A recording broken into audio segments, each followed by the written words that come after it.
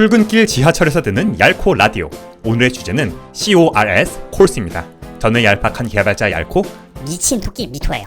애가 이 콜스만 들으면 부하가 치밀어서 정말 이번 화에서 이 콜스라는 놈을 좀 알고 가야겠어요. 웹 개발할 때 많은 초보 개발자분들을 당혹스럽게 하는 게 이 콜스, 크로스 오리진 리소스 쉐어링이죠. 아니 내가 미친토끼닷컴이라고 내 웹사이트를 만드는데 사이트에 서식지 정보를 넣으려고 네이버 지도 API에다가 AJAX 요청을 보내가지고 뭘 받아오려고 하려면은 계속 뭐가 안 돼가지고 크롬의 개발자 도구 열어보니까 이 콜수가 어쩌고 하면서 시뻘겋게 떠있는 거예요. 그렇죠. 한 사이트에서 주소가 다른 서버로 요청을 보낼 때 자주 접하게 되는 오류죠. 주소가 어쩌고닷컴인 웹사이트에서 URL이 저쩌고닷컴인 서비스에 API로 정보를 받아오기 위해 프론트에서 HTTP 요청을 보냈을 때 미리 어떤 설정을 해주지 않으면 콜스 문제로 막히게 돼요. 근데 이게 웃긴 게 다른 걸로 테스트할 때는 다 되거든요. 포스트맨 같은 거로다가 똑같은 요청 보내보거나 스프링 같은 거 백엔드에서 HTTP로 요청을 보내면 다 돼가지고 이 URL로 get 요청 보내면 되겠구나 하고 웹사이트에서 보내보면 죽어도 안 되는 거예요. 맨날 이 콜스 어쩌고 하면서. 왜 어디서는 되고 어디서는 안 되는 거예요? 그 어디서부터 알아야겠죠. 어디에서 보낸 요청이 콜스로 막히는가. 웹사이트에서 AJAX 요청을 보냈을 때마다 안 됐다고 했잖아요. 그 말은 웹사이트를 여는 곳, 즉 크롬이나 엣지, 사파리 같은 브라우저에서 일어나는 문제라는 거죠. 프론트엔드에서요. 그러면은 이 네이버 지도 같은 API 제공 서비스들이 내 크롬을 안 믿는 거예요? 그렇게 말하면 네이버는 억울한 게 사실 이 콜스란 이유로 요청을 막는 건 바로 이 브라우저 쪽이에요. 아니 그러면은 이 크롬이가 나를 못 믿는 거란 말이에요? 뭔가 시계 뒤통수 맞은 느낌이네? 범인이 내 컴퓨터에 있었다는 거 아니에요? 크롬이 미토씨를 못 믿는 게 아니라 미토씨가 방문한 사이트를 못 믿는 거예요.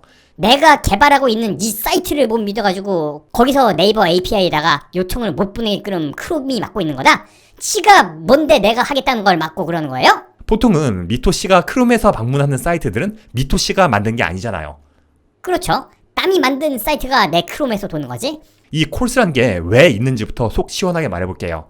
예시를 하나 들죠. 착한닷컴이라는 사이트가 있어요. 미토씨도 여기에 가입해서 잘 쓰고 있다고 가정합시다. 우리가 보통 어떤 사이트에 로그인을 하면 다음에 접속했을 때 다시 아이디, 비번을 입력할 필요가 없도록 로그인이 유지되고 있는 경우가 많잖아요. 그게 어떤 원리로 그렇게 되는 건지는 알고 계시죠? 예전에 쿠키 세션 캐시 다루는 영상에서 알려줬었죠. 내 브라우저의 토큰 등의 정보가 쿠키로 저장이 돼가지고 그거를 로그인했던 사이트에 접속할 때 요청에다 실어보내면 그 사이트에서 이 쿠키를 보고 내가 거기에 로그인이 돼 있다, 이렇게 판단을 하는 거 아니에요? 맞아요. 즉 미토씨가 착한닷컴에 로그인해 있고 그 상태가 유지되고 있다는 건 미토씨가 착한닷컴에 접속하거나 그리로 API 요청 등을 보낼 때마다 해당 요청들이 미토씨로부터 왔음을 증명하기 위해 같이 보내지는 이 인증 정보가 미토씨의 크롬에 저장되어 있다는 얘기죠. 자, 그런데 착한닷컴으로부터 미토씨의 정보를 빼내기 위해 악당들이 나쁜 닷컴이라는 걸 만들었어요. 어떤 사이트 정보를 빼내려고다가 다른 사이트를 만든다고요? 어떤 속셈인 건지 알려줄게요. 먼저 이 악당들은 미토씨에게 링크가 담긴 메일을 보내거나 그럴듯한 게시물로 유인하거나 해서 미토씨가 자신들이 만든 나쁜 닷컴에 접속하도록 유도해요. 내가 나쁜 닷컴에 접속을 한다는 건 걔네가 만든 HTML, CSS 그리고 자바스크립트 코드가 내 브라우저에 받아진다는 거고. 그렇구만. 이 나쁜 닷컴에서 받아온 자바스크립트 코드로 갖다가 그놈들이 내 크롬한테 무슨 짓을 시킬지 모르는 거네요. 거기 내 착한 닷컴 인증 정보가 들어있는데. 바로 그거예요. 착한닷컴으로부터 미토씨의 개인정보를 조회하는 요청에 크롬에 저장된 미토씨의 착한닷컴 토큰을 실어서 착한닷컴에 보낸 다음 그걸로 탈취한 정보를 나쁜닷컴 서버로 보내버릴 수 있는 거죠. 오냐, 내 의지랑 상관없이 내 브라우저에서 거기에 저장된 내 정보들을 가지고 악의적인 거를 할 수가 있는 거고, 그거 말고도 다른 API에다가 뭐든 해괴한 짓을 할 수가 있는 거기 때문에 브라우저가 이런 것들을 방지를 하고 있었던 거구만. 어떤 사이트에서 다른 사이트로는 요청이 못 가게끔 이 콜스라는 걸 가지고다 말이에요. 정확히 말하자면 콜스는 그걸 막는 게 아니라 풀어주는 역할이고요. 요청을 막고 있는 건 SOP, Same Origin Policy가 하는 거예요. 동일 출처 정책이요. 동일 출처라는 거는 말 그대로 동일한 출처, 똑같은 URL끼리만 API 등의 데이터 접근이 가능하도록 막는 거고, 개발자 도구에 콜스 어쩌고 시뻘겋게 오류가 뜨는 거는 이게 되게 하려면 콜스를 허용해준던가 해라, 이런 의미였던 거네요. 그럼 이 콜스가 정확히 뭐예요? Cross Origin Resource Sharing. 크로스 오리진이니까 same origin, 동일 출처의 반대 개념이죠. 말 그대로 다른 출처 간의 리소스를 공유할 수 있도록 하는 걸 말해요. 출처는 보내고 받는 각각의 위치, 즉 웹사이트랑 API 주소, 리소스는 주고받아지는 데이터라고 생각하시면 돼요. 즉 미친토끼닷컴과 네이버 지도 API, 이 서로 다른 출처끼리 정보 요청과 반환이 가능하도록 하는 게 콜스라는 거죠.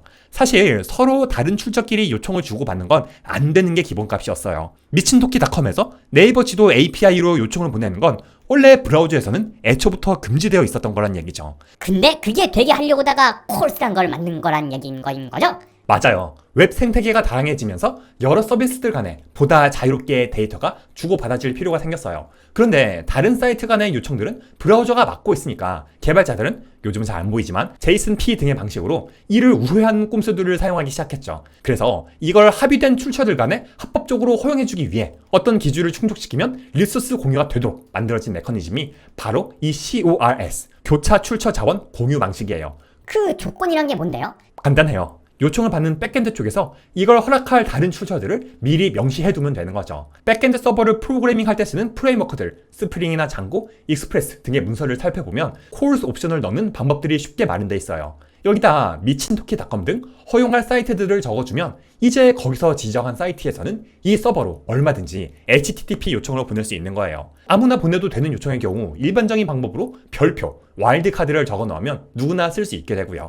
당연히 나쁜 닷컴은 안 들어가 있을 테니 거기는 막히겠죠. 네이버 지도 API 등의 서비스들도 콘솔에 들어가 보면 콜스를 허용해줄 주소들을 지정하는 페이지를 찾을 수가 있을 거예요. 여기다가 미친토끼닷컴을 등록하면 되는?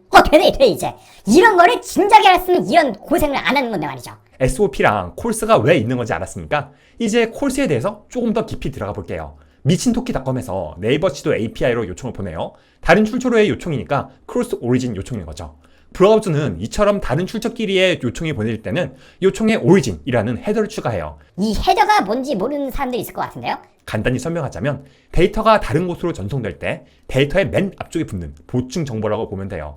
받는 쪽에 IP 주소, 사용할 프로토콜이나 옵션 등이 담기는데 우편으로 치자면 봉투에 적힌 내용이라고 생각할 수 있죠. 여튼 이 헤더의 오리진 항목에는 요청하는 쪽에 스킴과 도메인 그리고 포트가 담겨요. 여기서 스킴이란 요청할 자원에 접근할 방법, 이를테면 HTTP, FTP, 텔넷 등을 말해요. 프로토콜이라고도 하죠.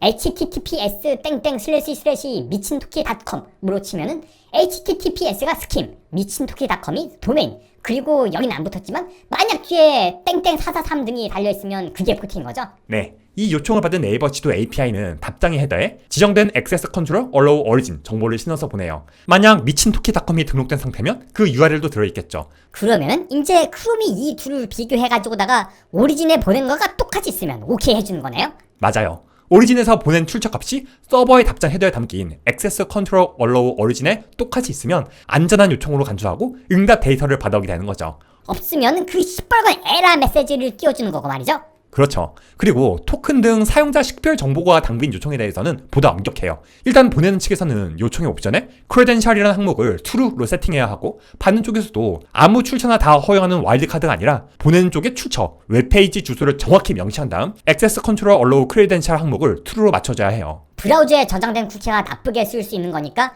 그거를 담아 보내려면 양쪽이 보다 빡시게 조건을 갖춰놔야 되는 거네요. 맞아요. 그리고 방금 설명한 방식은 심플 리퀘스트라고 해서 get이나 post 등 일정 조건의 요청들에 사용되는 거고요. 그 조건들은 고정 댓글 링크에서 확인하실 수 있어요. push나 delete 등 이와 다른 요청들은 본 요청을 보내기 전에 pre-flight 요청이란 걸 먼저 보내서 본 요청이 안전한지 확인하고 여기서 허락이 떨어져야 본격적으로 요청을 보낼 수 있어요. 서버의 데이터에 영향을 줄 수 있는 요청들이기 때문에 요청 자체를 보내기 전에 먼저 허용 여부를 검증하는 거죠. 정리하자면은 코스에서 보내는 요청들은 두 종류, 심플 리퀘스트랑 프리플라이트 요청들로 나뉘는데 심플 리퀘스트는 요청을 보내기는 다 보내는데 통과를 못하면 답장만 못 받아오는 거고 프리플라이트를 하는 거는 요청을 보내는 것도 일단 허락을 받아야 된다. 요청에 의해서 서버 데이터가 변경될 수 있는 거라서. 근데 심플 리퀘스트로 보내는 것들도 받는 쪽에서 신경 안 써놓으면 서버에 저장된 데이터에 변경이 가해질 수도 있는 거잖아요? 맞아요. 때문에 이 SOP만 믿을 게 아니라 개발자 측에서도 그런 것들에 다 대비를 해서 서버를 프로그래밍 해야 하는 거죠. 안전벨트 맸다고 운전 막 하면 안 되는 것처럼요. 이 보안이라는 거는 아무리 신경 써도 오바가 아닌 거네요. 오늘 이렇게 이 콜스라는 것의 정체를 알아보는 시간을 가졌고요. 콜스의 동작에 대한 디테일한 부분들은 고정 댓글 링크로 MDN에서 제공하는 한글 페이지에 들어가 보시면 친절한 설명들로 보다 자세히 확인하실 수 있습니다. 요즘 라디오로 만드는 거 맞들려가지고 너무 날먹하는 거 아니에요? 장편 강의 만들면서 중간중간 찍고 있는 거예요. 미토 씨도 애 낳아가지고 육아하면서 코딩 유튜브 해봐요. 저희 토끼들은요 새끼를 까면 한 마리 10마리가 넘게도 나와요. 제 얘기를 하는 게 아니잖아요. 기네스북에 올라간 아는 형님은요 1년에 4,550. 야쿠아 미토였습니다. 듣고 하세요.